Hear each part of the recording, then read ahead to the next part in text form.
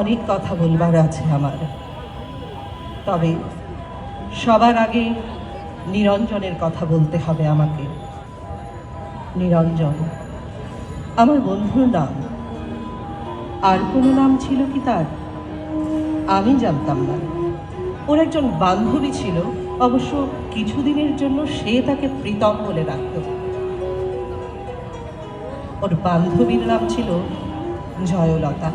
নিরঞ্জন জয়লতা সম্পর্কে আমাকে কিছু বলেনি তেমন।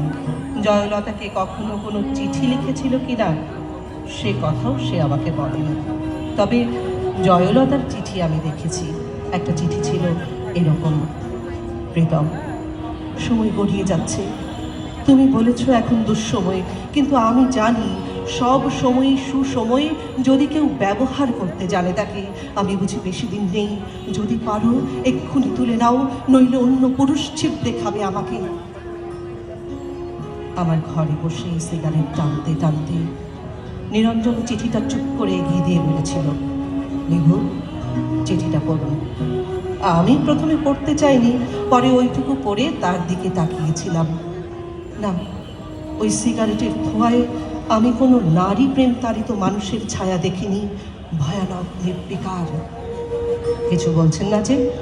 আমি জিজ্ঞেস করেছিলাম। কি বলবো? এই ব্যাপারে?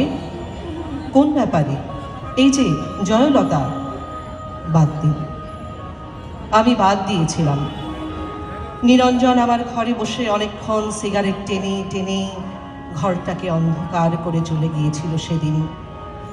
জয়লতার সঙ্গে অন্য পুরুষের বিয়ে হয়েছিল।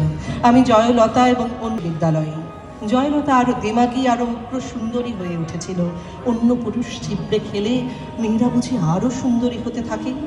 একথার সূত্রে সেদিন নিরঞ্জন আমাকে বলেছিল, মানুষকে এত ক্ষুদ্রার্থে নেবেন না। মানুষ এত বড় যে আপনি যদি মানুষ শব্দটি একবার উচ্চারণ করেন, যদি অন্তর থেকে করেন উচ্চারণ, যদি বোঝেন এবং উচ্চারণ করেন মানুষ, তো আপনি কাঁদবেন। আমি মানুষের পক্ষে, মানুষের সঙ্গে এবং মানুষের জন্যে, হ্যাঁ, মানুষের মুক্তির জন্য নিরঞ্জন মিছিল করত।